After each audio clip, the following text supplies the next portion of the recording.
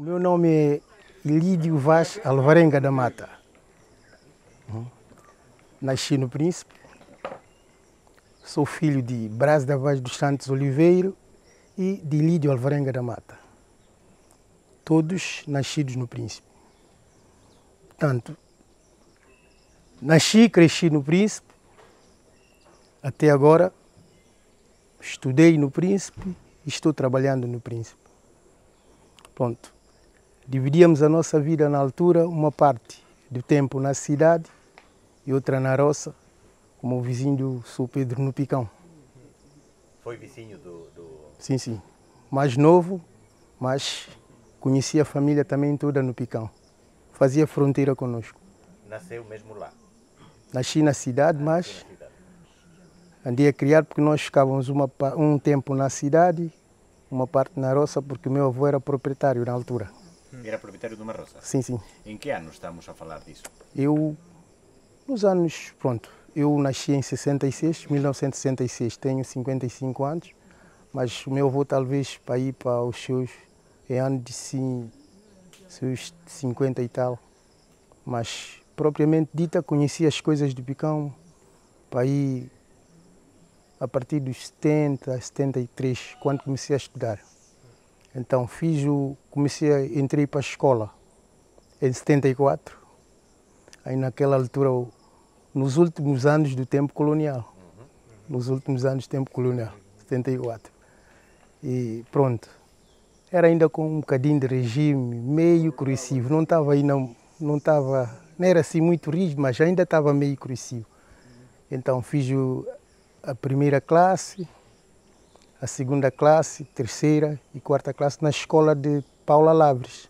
Era uma escola pública ou privada? Escola pública mesmo do Estado. Havia muitas crianças na altura? Muitas crianças. Agora, aproximadamente o 50% da população é bastante jovem, menos de 18 anos. Era mais ou menos assim também? Sim. Mais ou menos. Era o seguinte, muitas vezes,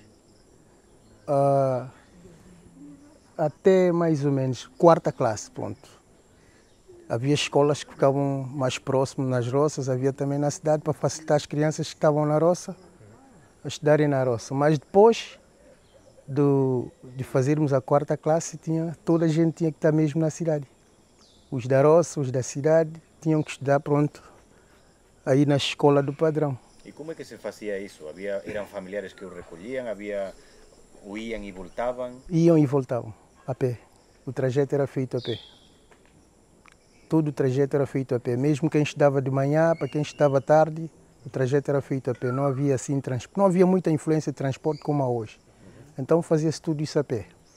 E depois outra particularidade é que o ensino do ramo secundário só ia até sétima classe. A partir de sétima classe tínhamos que ir para Santo Tomé. E aí é que complicava tudo, porque há famílias que não reuniam condição para tal. Na altura não havia ajudas do Estado ou outras formas? Não. Como é que se arranjava essa... Arranjava-se de tal forma, os familiares tinham que arranjar um recurso, porque lá em Santo Tomé havia um lar chamado Lar dos Estudantes, que é Quinta de Santo Antônio, onde os alunos que saíam do Príncipe para Santo Tomé, então iam ficar lá naquele Lar dos Estudantes, que é Quinta de Santo Antônio, para depois irem para o liceu estudar. E era só de principenses? Só principenses, ou salvo alguns alunos que moravam muito longe de Água Grande, de Santo Tomé, como o São João dos Angulares, Neves, esses lugares assim. E então, naquela altura, as pessoas iam para Santo Tomé, mas eu depois tive uma possibilidade de ir para uma escola no campo onde se estudava, e depois o resto do trabalho, o resto do tempo era tudo na base de agricultura. E era uma escola específica, por exemplo, virada para profissionais, agronomia ou alguma coisa do gênero? Sim. Era uma escola naquela altura financiada pela França. E então os alunos entravam e estudavam aí e dividido em turno. De manhã iam para o campo à tarde, os da tarde iam para o campo de manhã. Então fazia as atividades como se fosse mesmo tudo na base da escola, mas era sempre com matérias, com não sei o que. Então a pessoa aperfeiçoava lá os trabalhos do campo, tinha um professor mesmo para a agricultura e depois a escola. E depois também tinha um tempo. Depois terminava o ano, depois, porque também lá não ia até o 12º ano. Era também limitado, parece, para ter 10ª classe, depois tinha que se voltar outra vez para o liceu. E foi isso que fez? Foi isso que fiz. Depois, eu fiquei lá 2 anos em Santo Tomé, a estudar. Fiz 6 meses, naquela altura era construção civil, desenho técnico, na Escola Politécnica de Santo Tomé. Depois regressei para o Príncipe. Quando regressei para o Príncipe, em 87, então havia muita pouca influência de professores, não sei o que, para trabalhar. Então havia muita necessidade mesmo de professor para dar aula no primeiro ciclo, no ensino básico. Então nós fomos contactados, fazer um teste para ver se dava, se não dava. Então aí comecei a trabalhar. Eu tinha para ir 19 anos, 20 anos mais ou menos. Então comecei a trabalhar no sistema. E até hoje? E até hoje com já 35 anos. Tenho 55 anos e estou a trabalhar há 35 anos. No ensino? No ensino. Mudou Profissional. muito desde que, das suas lembranças do ensino, quando estudava aqui na primeira, segunda classe, ao que é hoje? Sim. Mudou muito a forma de ensinar? Sim, mudou muito. Pronto, mudou muito porque acho que na altura, como nós, né? Nós estudávamos, eu acho que o regime era, como já tinha dito, era mais um pouco rígido, era mais era aprender com um empurrão, era aprender com alguma coisa que sacrificava muito as pessoas. Aprender muito a força, aprender não sei o que, era com chicote, com não sei o que lá mais. Hoje em dia, acho que essa metodologia passou a ser outra.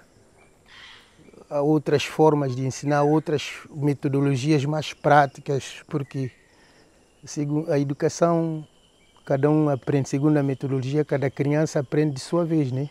Há quem aprende agora, quem aprende amanhã, quem aprende daqui a mais uns anos ou mais alguns meses. Então, por isso é que melhorou muito.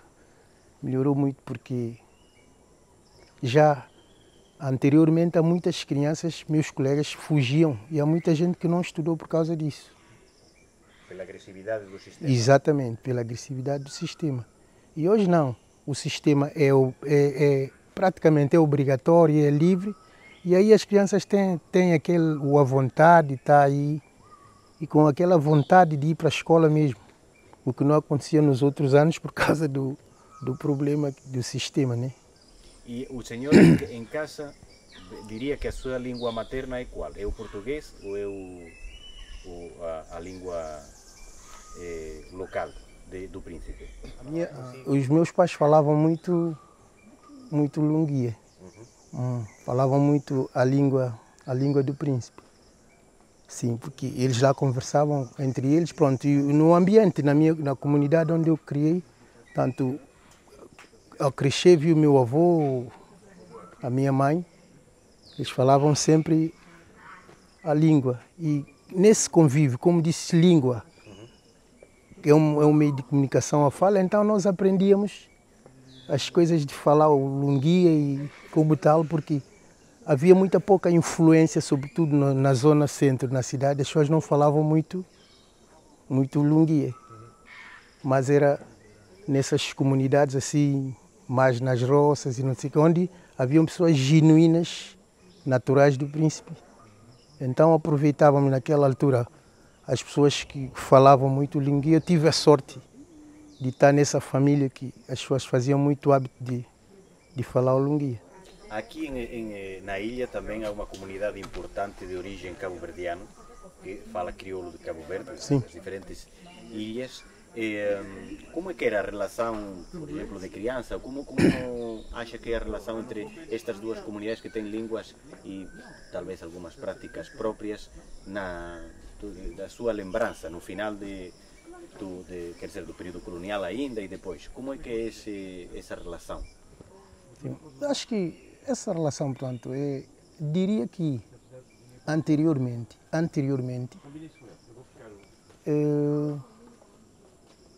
no tempo colonial, podia assim dizer, pronto, a comunidade cabo-verdiana, portanto, estava muito interiorizada, estava mais no trabalho, estava mais nesse sistema de trabalho, de regime de contrato, essas coisas todas por aí. Então, a língua não estava assim muito expandida, assim, em toda a comunidade, digo assim, a modo geral. Era entre eles e trabalho, trabalho, casa, talvez com os filhos também, se calhar. Mas posso sim dizer que agora,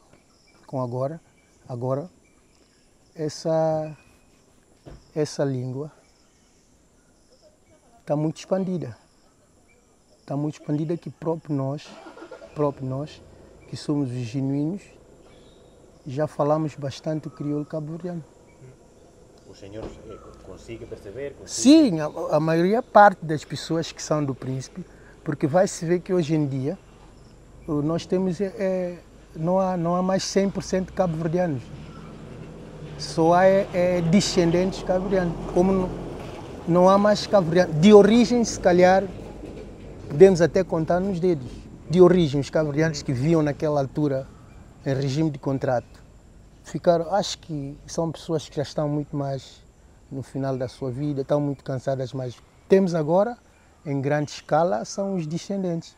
E eles, como estão no mesmo escalão que nós estamos, compartilhamos a sociedade toda, eu acho que isso tem um grande ênfase, de forma que as pessoas falam também. Muita gente fala o crioulo cabo-verdiano, mesmo não sendo cabo-verdiano. De origem cabo-verdiana. Sim. E quando esteve em São Tomé, aí estava a dizer que também depende das zonas da própria ilha de São Tomé, distante, aí aqueles que falam angolar, que é também vamos dizer, um dialeto, uma língua própria, deparou-se com colegas dessas outras zonas, com outras quer dizer, habilitações linguísticas. Como é que era o convívio lá em São Tomé para um principense? Foi tudo, quer dizer, tranquilo? Sim, porque eu, na cidade, eu mesmo lá naquele lar dos estudantes, via-se assim algumas pessoas que eram daquelas zonas, como por exemplo da zona de Angulares, Porto Alegre, de Neves e de Santa Catarina, que eles também saíam de zonas distantes, e eles falavam essas línguas. Só que é verdade que, dentre essas zonas, eles têm os seus crioulos. Não são semelhantes uns dos outros. Assimilham, mas não são semelhantes. Como é que a gente ia perceber? Porque lá mesmo, com os colegas, havia diferença de forma de pronúncia. Então, e como eles são muito raros, são pessoas muito raras, muito do interior, não, entre eles têm um convívio total, eles conservam muito a tradição. Entre eles. Preferem mais o diálogo entre eles com as outras pessoas. Quando estão assim em grupo deles, aquilo apetece ouvir, mas aqui é complicado. O senhor consegue perceber? Não. Não? Não. Muitas poucas coisas.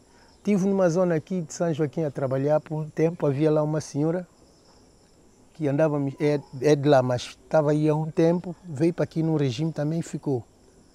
Ela andava a me explicar umas palavras que eu precisava saber para pedir, para saber. Precisava como é que se fala peixe, como é que se fala umas coisas, então ela andava a me explicar. E aquilo ficou só uma referência e pronto, e mais nada, porque eles a falarem aquilo, se a gente não tiver sempre a dialogar e para eles explicarem, é difícil. É difícil de perceber. É difícil de perceber. E voltando um bocadito atrás, Sim. ainda antes dessa fase já de convívio, já tinha alguma noção, quando se deu a independência de São Tomé, a descolonização? Já. Como é que, se é que se recorda, como é que se sentiu aquilo antes, imediatamente depois? Acha que houve uma mudança? Como é que foi essa transição a se constituir como um país independente? Sim, porque naquela altura nós ainda tinha aí por volta de talvez 9 anos mais ou menos assim, mas a gente seguiu os movimentos das pessoas mais velhas, né, que já estavam mais dentro do assunto e tal, umas concordâncias, umas não desconcordâncias e não sei o que lá, porque se ia dar mal, porque se não ia dar bem, porque, pronto, nós só seguíamos, pronto, sem saber realmente, com aquela noção do que era a independência, porque com aquela idade dos 9, submetido ainda ao regime dos pais, e coisas não tínhamos assim grandes liberdades para seguir essas coisas que é política, que não sei o que lá, porque eles não davam margem para estar. Não tínhamos esse direito. É escola, alguns deveres, algumas coisas que era uma liberdadezinha para ver aquilo. Na altura, um filme de pano, quando desce, também quando não desce, não vale a pena insistir, porque era a mesma regra de casa e tal. Então, mas depois, quando há tempo, dava para perceber, pronto, na altura, o período de transição antes da independência e depois da independência, pronto, podia-se dizer que via-se algumas coisas que realmente hoje não se vê. Antes, via-se alguma coisa que hoje não se vê. Por exemplo, como o caso dos movimentos de importação e exportação em grandes escalas, os navios que vinham da Europa, não é? Portanto, traziam os produtos importados, combustíveis, né? E outros alimentos de segunda necessidade, e depois a exportação da copra, do coconut, do cacau, essas coisas todas. Pronto, esse período deixou de existir. Bom, depois, ainda dos 75 para uns tempos aí, ainda houve alguma influência, mas depois isto deixou de existir e, como tal, essas mudanças realmente fazem parte da economia e imediatamente entra em declínio. E quando entra em declínio, o comércio enfraquece, muitas coisas baixam de rendimento e o custo muitas vezes aumenta porque o poder já não é do Estado, passa a ser de um privado e coisas de gênero. Pronto, isso muda totalmente o desequilíbrio social. Já a discussão, por exemplo, em termos políticos, da concessão o reconhecimento de um estatuto de autonomia à Ilha do Príncipe, que se vinha discutindo, já o senhor já estaria a dar aulas, calculo, e foi nos anos 90, salvo erro, que se concretizou em meados dos anos 90. Não sei se participou nesta discussão, com certeza alguma opinião teria ao respeito na altura, e se acha que este estatuto foi bom e se é suficiente. Bem, eu não participei, mas bom, para dar o parecer, mas eu acho que esse estatuto é bom, é importante. De qualquer forma, quando se vê o direito de questionar alguma coisa, tem que se questionar. O estatuto de pedido de autonomia da Ilha do Príncipe, pronto, porque acho que há direitos, pronto, que nós precisamos usufruir, mas é verdade que, pronto, temos uma autonomia, que é o nosso direito, foi discutido, mas é preciso que nós que essa autonomia seja uma autonomia cabal. Ela não pode ser só assim feita e administrativamente, mas ela precisa ser uma autonomia cabal que engloba todo o direito, seja econômico, seja tudo aí, que é só talvez assim, acho que realmente o príncipe teria a forma mais condigna de gerir os seus processos administrativos, econômicos, porque dizer só autonomia, sabendo que é uma região, é uma ilha e tem uma capital, não é? Mas ela vai dependendo muito de outros recursos, talvez, da capital para gerir a sua autonomia, se ela não tem outros recursos para poder fazê-lo. Sendo assim, há sempre algum impasse, há sempre barreira quando um país, portanto, uma ilha quer ser autônoma e ela tem que depender da capital para gerir os seus requisitos, né? Posso assim dizer. Onde é que foi buscar essa informação? Como é que introduziu práticas diferentes de ensino que lhe pareçam mais livres, mais adaptadas? Independentemente de ser professor,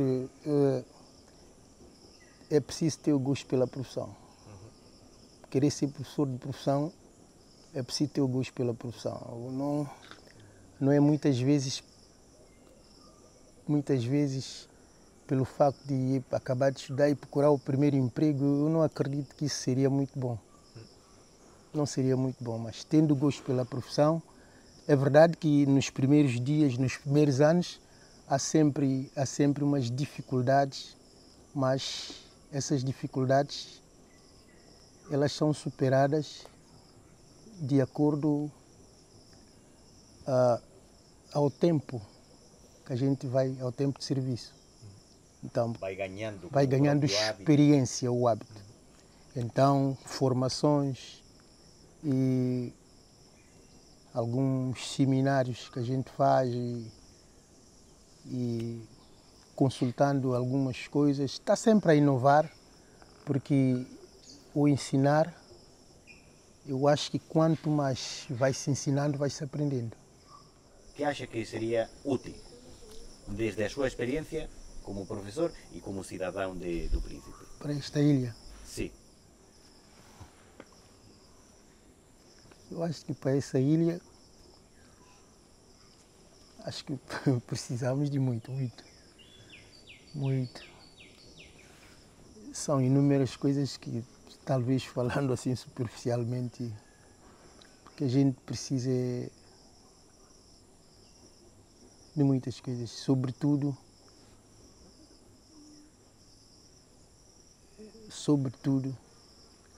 precisamos de aparelhos que fazem ligações. Internet, por exemplo, acesso remoto. Exatamente. Existe aqui alguma quer dizer, uma mediateca ou alguma coisa Aqui há uma um edifício aí de mediateca aí que é aí no banco, no primeiro piso. Tem lá um serviço de mediateca.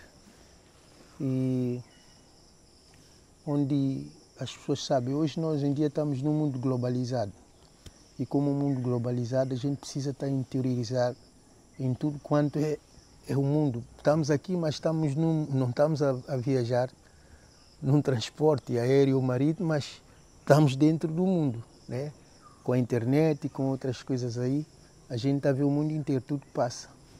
E talvez havendo mais coisas, mais globalização nesse aspecto, mais acesso material, mais conexão, com condição. E em relação por exemplo, ao patrimônio, vamos dizer, a recursos humanos, professores, tal, formação, acha que mereceria a pena adaptar o sistema pedagógico? Não sei como é que funciona, porque calculo que terá na mesma turma crianças de idades diferentes. Ou são todas da mesma... Não, no primeiro ciclo, sobretudo na primeira classe, nós temos crianças, a maioria parte com a mesma idade. Com a mesma idade que entram com 6 anos. Os 6. Tem mesmo, mas a partir do segundo ciclo, quinta e sexta classe, já é que as crianças já têm uns com mais, outros com menos idade, por causa do índice de reprovação. Quando eles andam a reprovar, então vão ficando. E o que é que acontece? Como o número de alunos é relevante e nós temos pouco número de salas de aulas, então a necessidade está sempre a fundir esses alunos com outros e como tal, não tem o mesmo, quando chega essa classe, ficam já os mesmos, idades diferentes. Mas quando estão no primeiro ciclo, primeira, segunda, terceira, quarta classe, aquilo vai tudo nivelado. Vão todos aí com... Dificilmente se encontra no primeiro ciclo alunos com mais ou com menos idade. Dificilmente. Sempre ao nível de igualdade de idade. Diria que é a sua profissão principal, ser professor, não é? Mas depois temos aqui a questão da produção artística, do artesanato. Isso, quer-nos falar um bocadinho como é que chegou aí, o que é o seu percurso dentro da pintura, ou de outras experiências que tenha tido? Sim, eu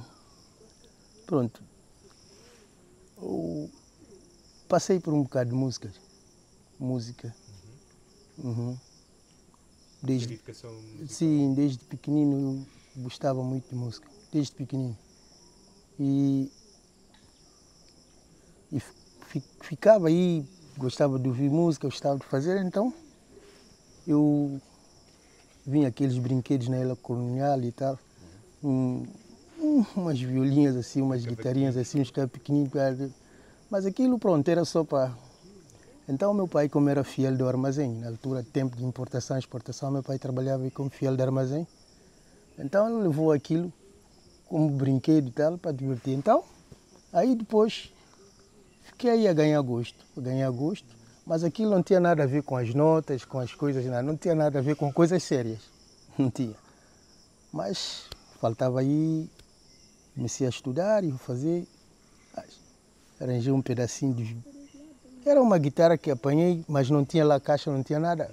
Meti lá fio de pesca, mas tinhas aí as escalas para fazer umas coisas. Então, todo o meu trajeto era esse.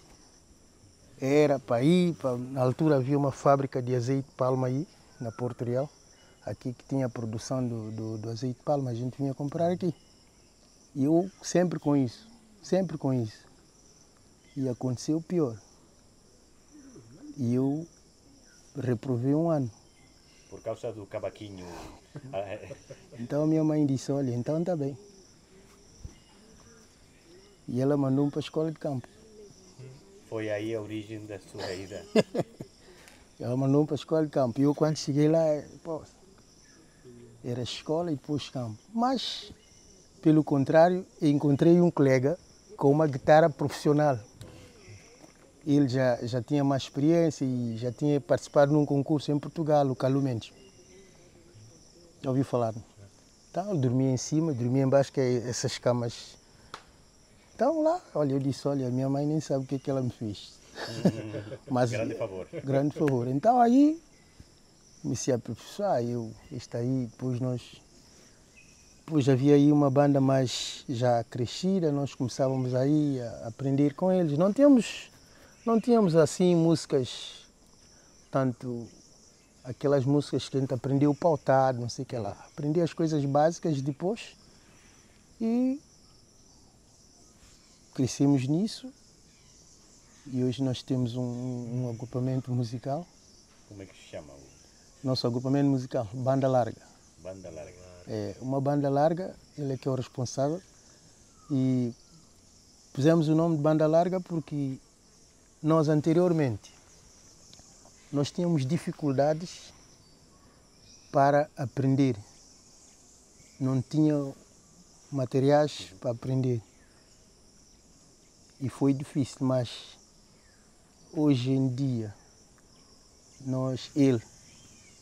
conseguiu alguns materiais, estava fora, trouxe. E nós não queremos mais, porque a nível dos músicos, já quase que não temos. O Prince tinha muitos músicos, muitos. E a que se deve esta... Pronto, há pessoas que morreram, há pessoas que viajaram. Mas depois, e os jovens? Os jovens, há muitos jovens que já não, pronto, não se dedicaram mais para isto. E então, nós pusemos banda larga porque é um agrupamento que está aberto para todo mundo, quem quiser aprender. Então, Vocês ensinam? Sim, nós ensinamos. Quem quiser aprender, desde os Emprestam- miúdos, Emprestam os materiais? Ou... vão lá para cá, tem uma casa de espaço de ensaio, ensaio. tem um espaço é dele, tem um espaço dele, embaixo do restaurante dele, tem lá um espaço. Então a gente ensaia lá E que tipo de constantemente, música é que tocam? todo tipo, Tudo. tudo. Aqui é próprio de folclore local Sim, tocamos tudo. e de cantam também em Sim, sim, línguas sim. locais. Sim, sim, Sim. está tudo aí. Então nós temos esse agrupamento com o propósito de banda larga para ensinar as crianças. Fazem algum tipo de recolha de músicas antigas, tradicionais, sim, que vão sim. ouvindo? Incluso agora estamos a preparar, um repertório só com as músicas muito antigas que próprio nós, como ficou uma referência anteriormente, mini disco, aquela coisa ficou lá na rádio há muito tempo, Rádio Nacional. Estamos a fazer uma recolha disto para ver se a gente faz uma gravação com essas músicas que muita gente talvez não teve oportunidade de ouvir ou de saber quem, sobretudo quem era o artista, quem cantou, quem fez isto, porque havia já naquela altura muitos conjuntos, muitos agrupamentos que nós não conhecíamos. Ouvimos falar, mas nós vimos assim com olhos de criança naquela altura. Havia o Cabana, o Diabo do Ritmo, havia muitos conjuntos. É verdade que havia muitos, mas agora só há um, que é o Só há um em nosso. toda a ilha. E será muito cotado, participam nas festas populares e essas Sim, coisas? sim. Sempre, em todas? Sempre, todas. E ficamos aí para isso. E como tal, o futuro. Então temos que preparar essa camada que queira aprender. Inicialmente aparece difícil, mas depois é um vício. É um hábito, é um vício que eu não consigo. Não. Largar. Não. E faz mais alguma coisa, artesanato, alguma outra coisa? Sim, pinturas, desenho. Assim, também aprendi a desenhar já há muito tempo, bastante tempo. Havia um irmão da Meninha, Protásio Pina, Sim. já faleceu há muito Falámos tempo. com o irmão hoje também. Também nós, à volta disto, andávamos a aprender a fazer aquilo. Mas, feliz ou infelizmente, essas coisas ficam um pouco secundariamente, porque, sabe, normalmente, anteriormente, acho que havia mais influências de paixão por uma pintura ou por outra. E hoje, como posso assim dizer, é uma porta de entrada, já fiz experiência disso, é uma porta de entrada que posso dizer, é a priori, é priorizada. Tanto, eu digo assim, em Santo Tomé, as pessoas chegam e já vêm tudo exposto. Os trabalhos expostos, e não sei o que lá, não sei quanto. E nós já fizemos experiências várias vezes, mas a gente já comprou lá em Santo Tomé, não temos mais dinheiro, não sei, sabe? O nosso consumidor aqui, nós aí mesmo não compramos, não consumimos esses trabalhos. Então, mas pronto, e a maioria parte do trabalho feitos em Santo Tomé é a priori, a primeira, né? É a porta de entrada, cheguei para encontrar, as pessoas quando chegam, o turista quando chega, ele chega aí, ele vai comprando e se calhar quando vem também já não tem mais recursos, a não ser que as pessoas encomendam, porque isso é que fez o Protásio Pina irem para Santo Tomé. Pintava muito aqui, mas não havia consumidor, então ele mudou para Santo Tomé. Andou a fazer muito trabalho lá e pronto, ensinou também lá muita gente, porque lá como porta de entrada, os turistas, não sei o que lá, assim que chegam já procuram, já encontram no mercado. E até chegar aqui, mas nós já compramos, e já não temos mais recursos. E então o que é que faz? Epá, também a gente não vai expor aí, fazer isso, ficar aí. Não é? Então temos que procurar outras oportunidades. Procurar. Podes fazer esses letreiros assim, essas coisas assim que está aí, por exemplo, que agora tem mais. É reclame, né? Sim. Que agora tem mais saída, pintar isto. Sim. E depois, o que é que são os seus temas, numa perspectiva não de encomenda, o que é que gosta mais de pintar? O que é que o príncipe entra também na sua pintura? O príncipe entra, o problema é que a maior parte dos pintores príncipes baseiam muito nos temas livres, na paisagem. Há muitos lugares bonitos aí que a gente ia buscando para poder fazer os nossos trabalhos. Havia criatividade. Bom, muito pouco realismo, mas os temas livres baseados muito na paisagem. Isso é que era o nosso objetivo. A maior parte de pinturas era pintar praias, pintar paisagem, um pico papagaio, cada coisa aí. Sim, isto é que era. E em termos de materiais, o que é o seu material preferido para pintar? Nós pintávamos com. Inicialmente, o primeiro material que comecei a pintar era guache. Depois deixámos a guache, depois começamos a usar o guache mesmo a óleo. Aquelas bisnagas de óleo, sim. E agora também tudo tem que ser encomendado, tem que comprar, porque agora esses tipos de materiais são bem caros. E mesmo o spray, para não sei o que lá, tudo, e não faz sentido a gente comprar esses materiais e fazer trabalho e armazenar o trabalho, não é? Talvez só por encomenda. Se alguém disser, olha, pá, eu quero esse trabalho, para X dia eu venho cá buscar. Isso sim. Mas, nós já fizemos exposição aqui no agosto. Havia um grande pintor nosso que morreu aqui, o Adálio Rosamonte. Pintava muito também, faleceu. Mas já fizemos uma exposição. Mesmo o presidente regional cessante, que era o Tosé Cassandra, nos incentivou, fizemos. Não vendeu. Não vendeu. Questões de recursos botânicos, de fauna, não sei se está nos livros, ou de música, por exemplo, ou de, quer dizer, de técnicas de pintura, esse tipo de coisas está contemplado. Sei que a língua está a tentar ser preservada dentro da escola atualmente. Isso posso dizer sim, porque eu, como gosto de pintar, então, e quando estava na escola, quando andava na escola aí para a quinta, sexta classe, nós tínhamos professores mesmo de desenho, independentemente de desenho técnico.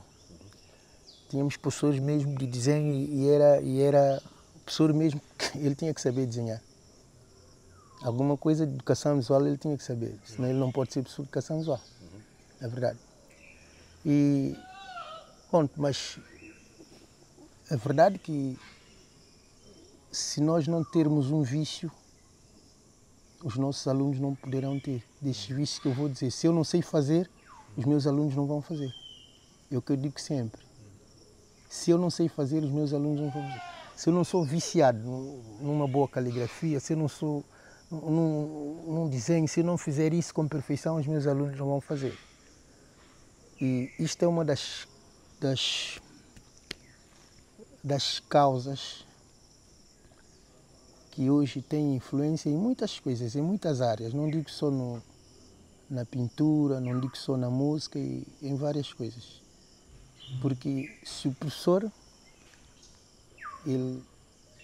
se não consegue, ele tem que fazer alguma coisa para conseguir. É professor. Eu não consigo fazer isso, eu tenho que conseguir alguma coisa para fazer, porque é aí que os teus alunos vão sair isto, vão sair aquilo. E hoje na escola, acho que já não há mais intensivo também para as crianças aprenderem a desenhar. Não há muito incentivo. Porque a primeira coisa que me fazia muito chegar à pintura era livros ilustrados. Livros ilustrados. Havia muitos livros ilustrados, bonitos. Vinha um texto, uma história, vinha aí desenhos, não sei o que lá. E eu gostava muito de observar isso. Era banda desenhada, eram uns livros, não sei o que lá, que aparecia aí. E então, havia uma história de calque, não sei o que lá, pôr um papel muito transparente em cima. Isso ajudava muito o psicomotorismo, essas coisas todas a desenvolver. E com o andar de tempo, deixava-se passar e fazia-se mesmo assim já tudo sem fazer. E todas essas regras são regras que nós podíamos aplicar, fazer na escola e tudo aí. E os materiais que hoje já não são exigidos na escola também, hoje já não são, ou o professor não pede, eu não sei mesmo, porque já não se usa uma tira-linha, já não se usa um compasso em condições. Há muitas coisas que se faz com tinta, há umas tintas, chamava-se na altura tinta de China, cada coisa, aquilo tiravam. E aquilo fazia coisas bastante bonitas. Mas hoje essas práticas perderam-se. Agora eu não sei também explicar porquê. E então vai assim, é como também a música. As pessoas com o sistema de música eletrônica, com o sistema de música eletrônica que hoje explode em todo lugar, as músicas feitas aí nós temos um estúdio, eu e ele, temos um estúdio. Aquilo eu depois vim a perceber que aquilo é tudo prático, é um sistema de música eletrônica e tudo não sei o que lá, as pessoas têm aquele coisa, pá. Isto também é uma das causas que faz perder pessoas para aprender músicas. Porque ele tem aí seus equipamentos eletrônicos, ele já não quer saber de mais nada, que vai fazer isso, que vai fazer aquilo que é feito com mão e que é feito com... Isto, todas essas coisas, pronto. É verdade que com esse sistema de internet, computadores, é tudo muito bom. Mas as pessoas também aproveitam tudo para também não fazer mais nada. É verdade que vão mexer lá a máquina com a mão, né? Mas para fazer suas criatividades, fazer aprender, é verdade que é bom, mas em parte também tem, sobretudo aí para nós, é um bocado complicado.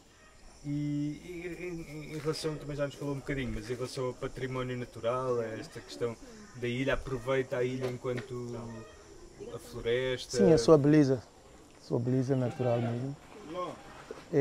Como eu já tinha dito, é uma das partes fascinantes que, por acaso, nós fazíamos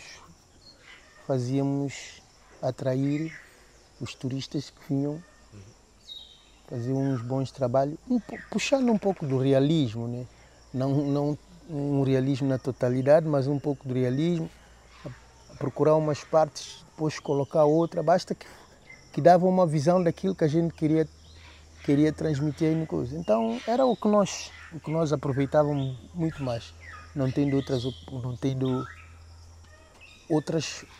coisas. Depois outras criatividades, né? Que não seja mais realismo, é a criação de cada uma das pessoas próprias. Acha que a constituição da Reserva da Biosfera do Parque do Obo tem contribuído, pode contribuir mais? Tem contribuído e pode contribuir mais, sim. A reserva, o Parque Natural tem contribuído muito e pode contribuir mais, porque a partir do momento que surgiu o Parque Natural,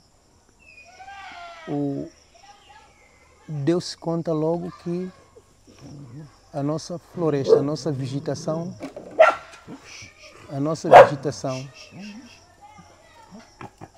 teve outras características. Características estas que no nosso vê-se logo que nós temos uma floresta bastante virgem e densa, bastante conservada, o que anteriormente não, porque podia assim dizer, o vandalismo de muitas vezes o abate irracional, o abate sem controle das árvores, o que muitas vezes cria um impacto ambiental, sabendo que elas têm grande influência na natureza, não é?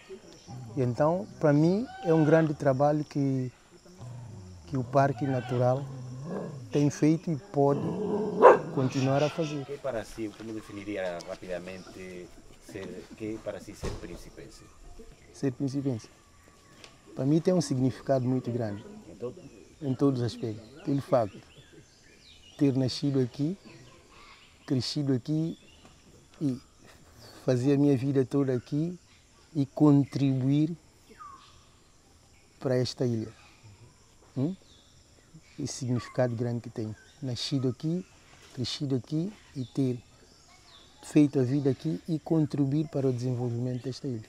Isto é um significado grande porque é aqui que me fiz gente, é aqui que me fiz homem e que me fiz chefe de família.